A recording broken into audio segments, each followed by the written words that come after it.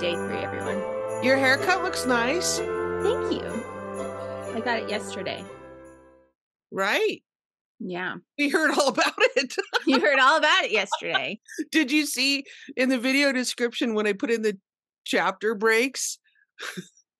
The way that you have to do that when you edit your video is you have to put in like the timestamps. So you have to put in 0 and then intro or start or whatever. Right. And then there's like Anne's hair, part 1, Anne's hair, part 2. So if you look in the video description, that's how you create the time. You know, when people go, you like scrub along the minutes. Right. And then that's how it makes those breaks so that you can skip along with your mouse or your finger. But you have to call it something in the video description. so that if you hover over the timeline or over the play thing, you know what I'm saying? Yeah. It'll say Anne's hair part 1, Anne's hair part 2. I am. See, and this is why I've decided that I don't know why I've started doing this. This happened about a month ago and I keep doing it. But this is why I've decided to just go ahead and go gray already, because this has been an ongoing something I cannot get out of my brain. Okay. So it needs to just happen so I can free up that portion of my brain again and go about my life. You need to free up some RAM space, do you? Yes. Oh, okay, but it's a nice cut, and you know. Yeah, she's awesome. I love Kate. Kate is wonderful. And I remember a couple of years ago we talked about this, and you also like that you can just go in there and sit down, and you don't have to do the little chit chat. You can just sit there and enjoy having someone play with your hair. I used to dread going to get my hair cut because I am no good at small talk. Yeah, we just used to especially if I don't know the person. Like I'm someone, I tend to sit back and watch the interaction for a while and get a sense of someone before I really start engaging with them. And you can't do that in like a show up, you're here for 30, 40 minutes and then you're gone again and I'll see you like in a month or 6 weeks, whatever. You're right there. You're not watching them interact with other people at all. You are in it. I get that. But the reason I'm making faces here kind of uncontrollably is because I'm like, I understand that, but you and I must have been the exception to that, because the first time we met on Zoom, when I asked you to do an interview with me, we talked for we talked a lot. 3 hours. Yeah. So, and people think that like, so yesterday we went on for like almost 40 minutes, I think. But we were together for like 2 hours. And that happens pretty much every day of December. So anyway, one of the things I love about Kate is we will discuss my hair. We'll talk about my hair. And then we just both have quiet time. It's okay to have quiet time. And it's so nice to just have quiet time. I really like it. And I enjoy going and getting my hair cut now because there's not the anxiety anymore. It's just quiet time, like self-care treat kind of thing now. So yeah, I love it. Yeah. I really like it when they do the shampoo, and they don't usually do that for me. It's just a cut, you know. Mm-hmm. But don't you love that where you just lay back and somebody scrubs your head? Yeah. And Kate does like this whole head massage thing with her thumbs. Oh, I love it. I love her. If we ever move, losing Kate will be one of the sad things about moving.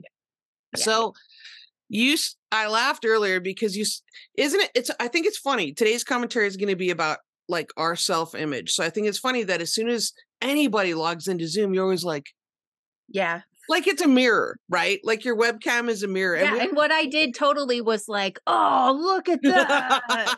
We all do it. I have a patron who comes to knit night, and every time she logs in, she's like, yeah. And, we're all watching this, right? Because it's like, it's kind of like those one-way mirrors on the cop shows where the people on the other side of the glass can totally see what you're doing. Yeah. And you said, oh, I look pale today. This is my winter. You're the what'd you say? Non-tan Ann? I'm non-tan Ann right now. So I changed, I have 2 different foundations that I use. One when I'm my natural real color and one when I'm summer and tan Ann. And in the in-between time, I mix a little of both to try and match like the gradual change one way or the other.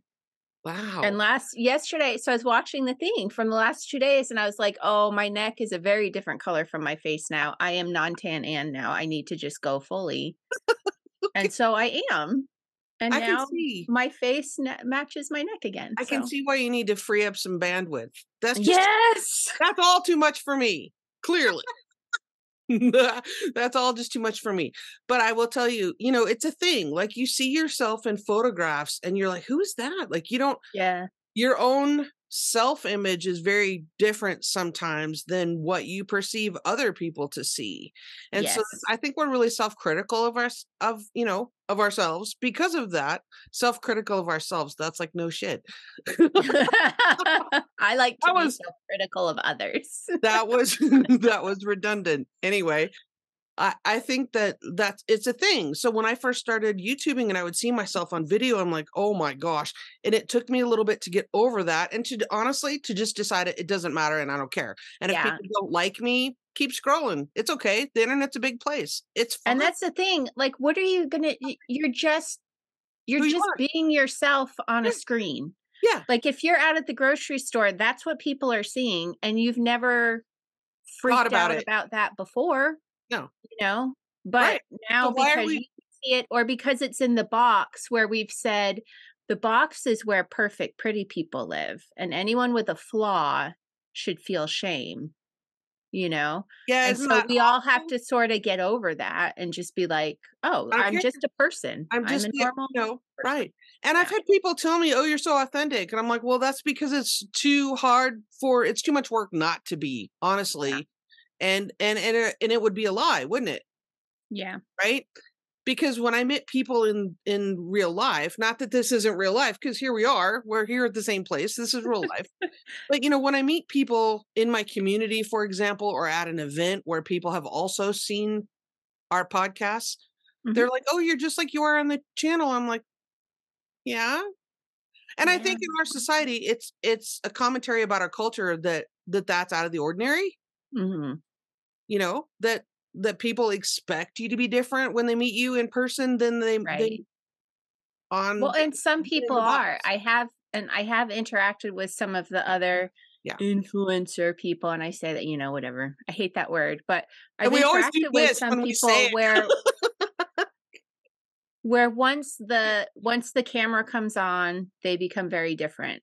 And it's because and a lot of that is because they've made the decision to have the online Persona. personality and then, they've decided to have that separation and that's fine too.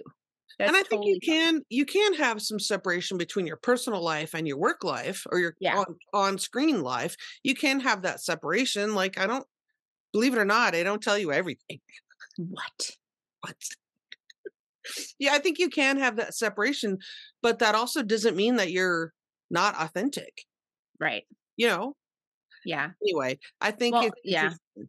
That's a lesson I've learned the hard way is I have shared a few things that I wish I had not shared um in the online community. Yeah. And there's a lot of things I'm happy I have shared. Like I talked I still talk sometimes about, mourning the loss of my mother and I think a lot of people found value in that experience and And that it it helped connects some with that. people.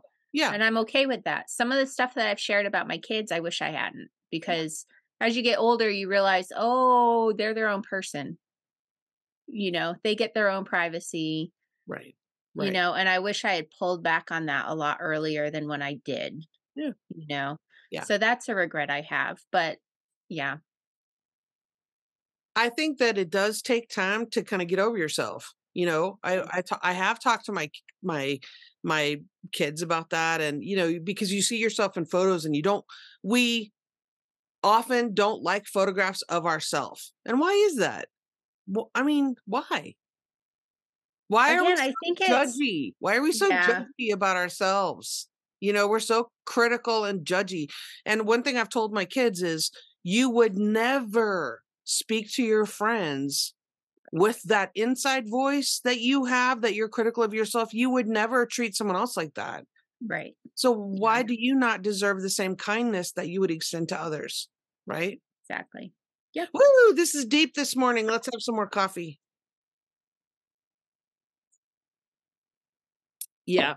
So I think that some of the people that I've started following on Instagram are kind of in that vein where they're positive and it's about self-care and it's about treating yourself the way that you would treat others, being kind to yourself in the same way, like, because you would never say, oh, you look like crap, you have a rash around your eye.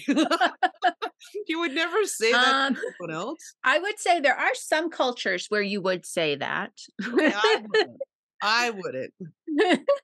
And I would never be like, Anne, did you know that your neck shade does not match your forehead or whatever? Like, first of all, A, I would never even notice that. And B, why does it matter? And C, Right. why would you wouldn't say that? Good grief. Yeah. Everybody just calm down, take a deep breath. Namaste. Namaste. Yay. So let's all just be kind. Yeah, let's do that for once. Let's try that out. See how that works for us. What are you knitting? You're knitting. I am. So I showed a work in progress the first day we did it. I haven't picked that back up. I literally just need to do a 3-needle bind off on the shoulder and pick up this, and then I'll have mindless knitting again. And do you think I could do that 10 minutes so that I could have that again? No, I'm not gonna. I don't do that. So I started a Christmas present for my daughter, and if she sees it, it's not the end of the world. That's giant. She's already seen it. She just doesn't know that it's hers. Look how giant that is. It is giant yarn. I think this project is the last of the yarn I got in Peru last time we were in Peru, where I could not find locally made wool yarn. Oh. And then our guide was fantastic. We love him. We're still friends with him. Adam still talks to him regularly. Like, we just love him. Anyway, his name was Christian. It took him days to realize that I really was interested in wool and yarn and alpaca. Like, that's what I was wanting to find. And I'd send him an email ahead of time and was like, look, this is what I do. He didn't believe you, or it didn't click. And so I forget what happened, but I think I made the driver, we had him and a driver taking us around for 3 days. And I made the driver stop at one point. And I was like, stop. But we got out and someone was selling or something, anyway. Oh no, he took us to some house where some famous guy was born and he was telling us about it. And in the courtyard, there were all these ladies in the local traditional costume. Oh yeah. With blankets out, and they were selling woolen items, and I was just like, woo, and I went over and started talking to one of them, and she walked us to her house where she had her yarn stash, and I was like, can you get more? And she was like, yeah, it's no problem. So I bought all the wool out of her stash. and then it clicked with him how serious I was. He's like, oh, she really does want this. So he got on the phone. You've just gone off on your own. I know. He got on the phone with his wife and was like, there's a crazy American woman here who is looking for yarn and I don't know where to find it. How do we do this? So while he was working, she got online and got into the local community groups and found out where the yarn stores were that sold real wool, not acrylic. Because anywhere you go in the world, the yarn stores are still packed full of acrylic. Ew. And you want and then found a hand dyer who didn't have a presence in English or even really online yet even, and all this stuff. And so we went to this yarn store and got I got huge hanks of wool like this for $4, Highland Peruvian wool. It was amazing. And then this lady showed up at our hotel with massive garbage She's bags like, full I of her hear hand there's a dyed. weird American woman here that wants wool. And the front desk is like, could you come down here, please? We know who it is. We'll get her. But so this yarn, it's a women's cooperative Uh-huh. there in Peru. I don't even know if I have the labels anymore. I mean, this was like 4 years ago at Yeah, this point. yeah. Um, but so they were teaching the women how to spin, so it's just a bulky single, Yeah. and then the lady was dyeing it, and they were selling it to local people Yeah, around and whatever. They yeah. hadn't really anyway, so I bought, like, A lot. probably a carry-on worth of yarn just from her, because it was, like, probably this big hank Yeah. of hand spun, hand dyed for, like, $3. Oh my gosh. And it's going to a women's cooperative. Yeah, I was that's like, fantastic. Take my money. yeah, Yeah. yeah, so I took all of it, but I think and I've done, like I did a peg loom rug using some of it, and I did some big bulky accessories, and this is gonna be the last of it. So this is just a cowl, seed stitch cowl in the round. Yeah. I have 2 hanks of this. I'm on to the 2nd hank now, and then I'm gonna finish with a white. So it's will be 2 colors, and when Yeah. it's swirled around, it'll be different. And I What's the pattern for that? Because people will ask. cast on 131, going to work in the round, Okay. and do knit purl Okay. all There the you way around. And because it's an odd number, you'll automatically purl above the knits and dagger above the the bumps. purls. Yeah. Yeah. So, And your when daughter's all about the pink things. yes, I noticed I twisted it, but Yeah. it's gonna be a twist around cowl anyway, so I'm like, I don't care. Oh, I was, like, through the first hank before I realized it. it's your unintentional Mobius situation? Yeah, so I'm like, "Whatever, it's gonna be what it is, it's fine. It's not a big deal." Okay, So, cool. And sometimes tell that us matters. It's reversible, and it's gonna be worn in a twist anyway, so it doesn't matter. matter. So tell us about your sweater that you're wearing. Okay, this one is from Shetland Designer on Shetland, which is the company owned by Wilma Malcolmson, who some of you may know. Yeah. She was patron for 2 years over the pandemic time of Shetland Wool Week. Mhm. And her daughter's Terri Laura, who is the designer for the Granddaughter. Shetland Hogamany boxes. This is, if not the same pattern, it's very similar to the Gotland yoke pattern, which Wilma put in the Shetland Wool Week annual. Okay. I bought this one in the shop already knit. So this is a machine knit body. Right. The ribs and the cuffs are all machine knit as well. And then there's a lovely woman who works there in the shop who does a lot of the yokes there. So her name's Irene. She did the yoke on this one. And I just saw it and absolutely loved it. So it came home with me. Nice. If you would like to knit your own, as I said, it's the Gotland. It's either the Gotland or the Gotland lace. I'll look it up. jumper. I'll try to find it and I'll put the link down below. It's sometime in the it's not this last year, it's either the year before or the year before that. So it's likely on Ravelry. So Oh, yeah, it should be on our yeah, Ravelry. I'll look it up and see if I can find it for Mhm. you. So Yep. nice. Cool. Yeah. All right. So it's whip time then? Okay. Yeah, so that one's mine. Okay. So I am still working on, I'll say still because it's been a while. Because I keep going back, you know what I mean? It's one of these whips where it's really easy to just sit down and knit a round or two and it's just mindless, or watch a show, or a basketball game or whatever, and round. So I'm knitting another Musselburgh hat. Because my husband asked me to, and Mhm. because it's Wyoming and it's going to be winter soon and it's super duper cold, and he works for the Department of Transportation and he's outside a lot. Right. So I have some mini skeins left over from previous Advent boxes that I've chosen to do other things with, or picked here and there. Anyhow, he picked out 3 minis that he thought went together pretty well. And then he picked out a full skein. So you're familiar with the Musselburgh pattern? Yep. Mhm. Yeah. So if viewers are not, you start on one end, you start here with the pinhole cast on, which I have a video for that. Link down below. And then so you knit, and then you increase and you knit this long football shaped thing. And then, well, that's American football, by the way. Yeah. And then you keep going. Like I'm only about halfway here. And then you Yeah. keep going across and decrease so both sides mirror, and then you turn it up inside itself. So you have 2 layers. This is a very light fingering. It's only a 3-ply, very light fingering weight. But you turn it up inside itself, and then you can also turn that up, and then end up having 4 layers on your forehead and which is really nice when it's like 0 and blowing 30 miles an hour here. Yeah. Winter storms.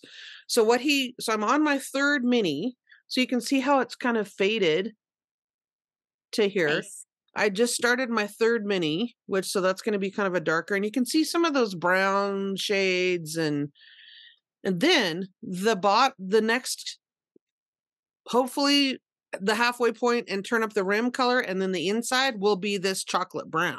Ooh. So that's what Nice. we picked. So right now I'm just going round and round and round and round, and he's a big dude. So yeah, there's a lot of stitches here because he's 6'4" and almost like 23 inches, he's a big person. And I don't want it to be super tight once you turn that up. Right. Yeah. So the cool thing about the Musselburgh though, is because you're turning it inside itself, like you don't have to weave in any ends or anything. Just tie that stuff together and carry on. Yeah. Nice. So that's today's whip. Very nice. Okay. Awesome. Yeah. What was the one from yesterday? Oh, the eclair cake cowl. Oh, yeah. You That's didn't on finish that one, did Oh, you? no. No. That's just not what I have in my hands at this moment. Right. That makes sense. I'll show you when I get it done. Okay. I figured as much. I was just Yeah. like, But no, that's actually in the dining room because I was sitting at the table, having my coffee, talking and working on that. So, you got to have whips in various places. So no matter where you sit down, you got something. exists for you to work on. Yep. I get that. Yes. So, okay. Nice. Then. Should we do our boxes? Yeah, we probably don't have to have 27 minutes of Old lady problems. Okay, Yeah. here's. And I did the graphic for the old lady complaining because it's not just Advent. I mean, we complain all the time. So Yeah. Tune in all year round for regular old lady complaining with me and Jana. Okay, day 3. Ooh, oh, cute. And the thistles. They're little Oh, thistles. good job, sticker maker. They did such a great job. Yes. Ugh, I'm just. Oh, and do you have a cricket? We do. Is that how you made the stickers? No, I actually ended up. This was a whole series of learning experiences this year. So anyway, it did not happen that way. Okay. It went to. I used a local printer in Shetland to take care of it. I thought you were going to tell me you bought like a sticker sheet, like an Avery. No, we have a Cricut. They're more complicated to do because when it prints, it's actually matte. And so if you want it to have the shiny layer, there's like a spray or another thing. Like I learned that a few years ago and I was just like, and so I just. Yeah. See, that would all just be too much for me. Yeah. So today's color, Airedale yarn, Ling Heath. Ling Heath. Ooh. So we talked about how they're like different bases. So this is the same base as the bilberry. Yeah. And then the third color is the barameel. Oh, that's so those are the 3 colors so far for the winter boxes. And if you have a spring box, please post your colors so other people can see. Or again, everybody just wait until the last day and you'll get to see them all. Follow the hashtag. I love these colors. SHB 2023. Those are fantastic. Are those 25 grams each? Those little. These ones are, yeah. Okay. And I will say a lot of people log into the Airedale site to order yarn and they pick the color and then they have a little heart attack because they see the price. That's because it comes in 25 or 50 and it will default to the 50. Okay. So what you're seeing initially is the 50-gram price. Just change it to the 25 and then it's more in line with everyone else who's selling it in 25-gram balls. Yeah, that makes sense. So, Yeah. Sure. So don't freak out. It's Sure. just change the setting. Ooh, So is almost over. ling a type of berry? I think it's a kind of flower.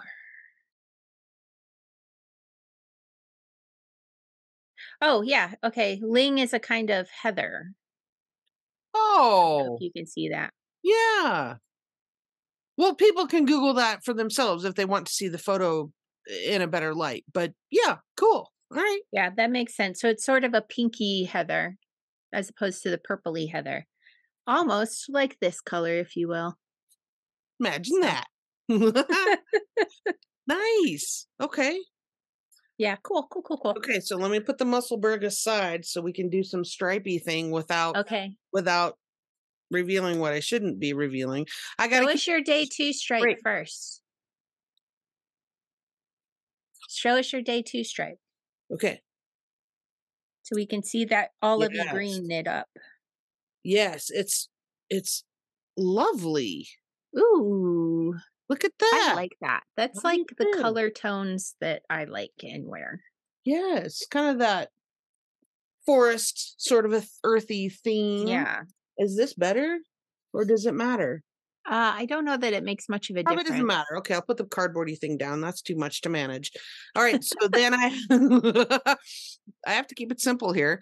So Simplify. then I'm back to my one round or whatever with the, the neutral little micro. You can see how small that little micro stripe was. That is small. One row or, a row and a half, whatever, Right. depending on your stitch count, obviously. So are you ready for me to pull out day 3? Yep. Oh, Ooh, is that like a brighter green? yeah, I think so. Yeah. Nice. So it is another shade of green, and I'm excited about. Ooh, yeah. Oh, yeah, it's more like a Crayola green, huh? Yeah, or like a plant. Yeah, I'm Nice. excited about that. Very nice. Excellent. Well, I look forward to seeing all 3 of those knit Yes. up and being I'm beautiful. enjoying that, and I'm following the hashtag for this on Instagram. So people, if you're knitting your stripes either toe up or cuff down, show us. Show, It's share. hashtag Woolens and Nosh Advent 2023.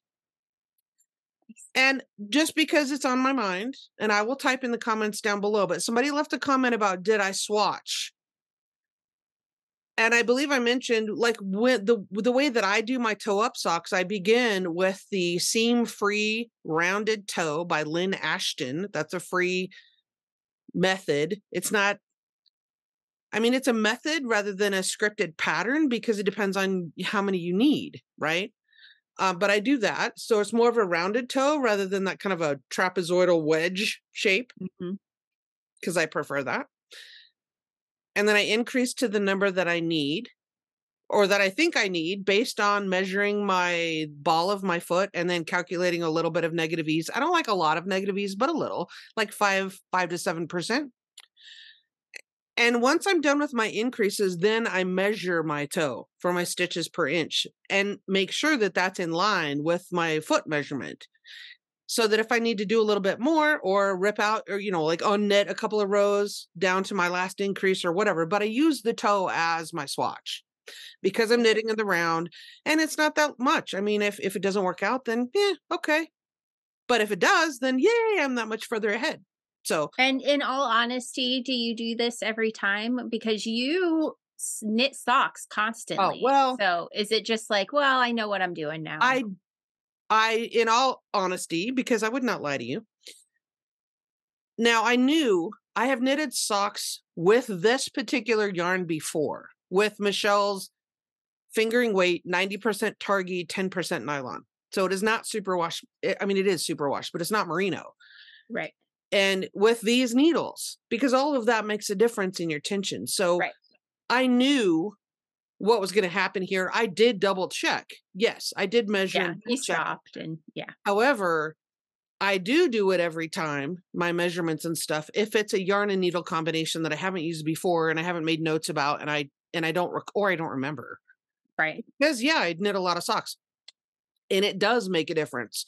The materials you use, the type of needle you use with the yarn that you use makes a difference in your tension.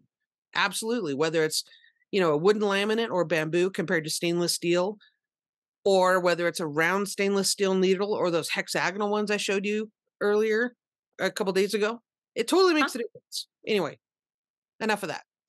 Nice. So yes. Now, if I were knitting cuff down, I would measure my ankle.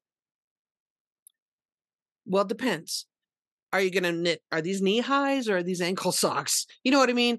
I would measure, and then I would do my calculated negative ease, and then I would cast on the number I think is appropriate, and then do the ribbing. Mm-hmm. So that's how I would do it. Nice. And if you really want to know the cuff down part, I'm just saying, I'm having a class, and there's still a couple of spots open. That's next Sunday? Well, the toe up is Sunday, and that class is full, but the cuff down is Saturday.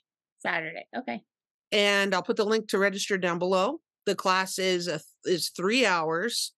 We talk about how to knit the perfect heel. So it is helpful for somebody to come who's knit socks before. There is a little bit of homework, but it's a cuff. But you can knit the leg of the sock to whatever you want. Or if you just want to do shorties for the sake of the class and learning the heel method, then do that. So yeah.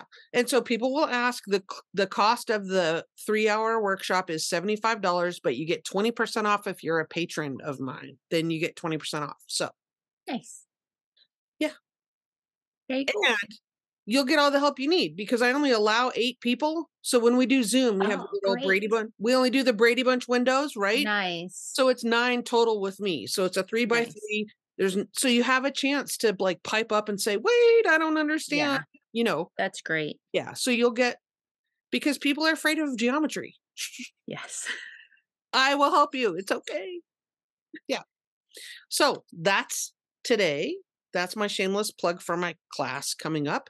If you have a conflict and people don't want to take the class or can't afford it right now, that's totally cool. I do have a YouTube series it's called Step by Step, Knit a Sock with Me, and that's cuff down.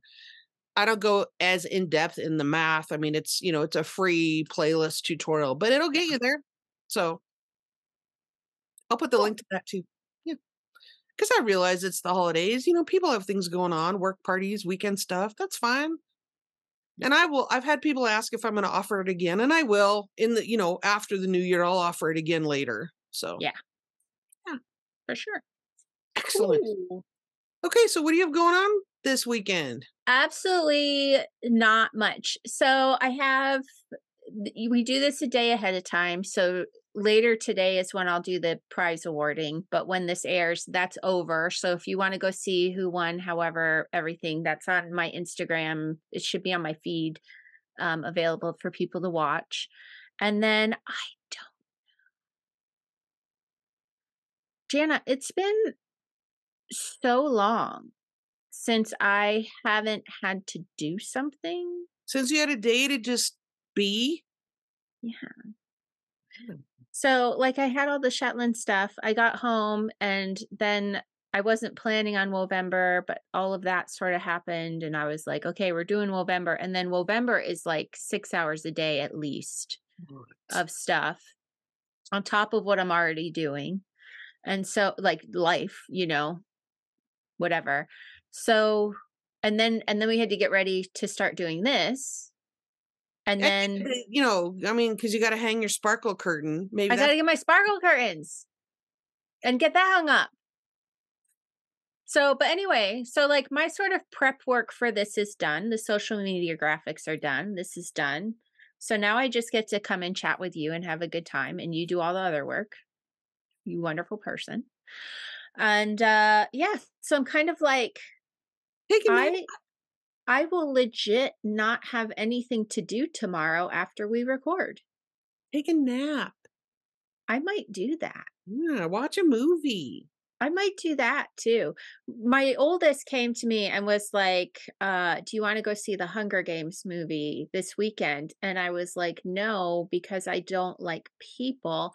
But we could go on Monday when no one will be at the theater. But, like, if we go this weekend, it's gonna be crazy full." Is it a So new thing?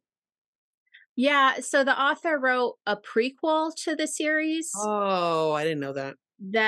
and that's been made into a movie, and I Oh, haven't had a chance to read the book yet, so maybe I'll read the book on Sunday ahead of going to the movie on Monday. I don't know. I literally feel like I might just lie on my bed and stare at the ceiling for 8 hours and okay. just embrace the zen of nothing. That might be Well, I hope you get your nap. I hope so too. Well, it'll be after tomorrow's filming if we Oh, do. We'll not see today's how it nap. goes. Okay. So, Okay. yeah. All right. Well, we'll visit Okay. tomorrow. Yeah, see you tomorrow. Bye. Bye.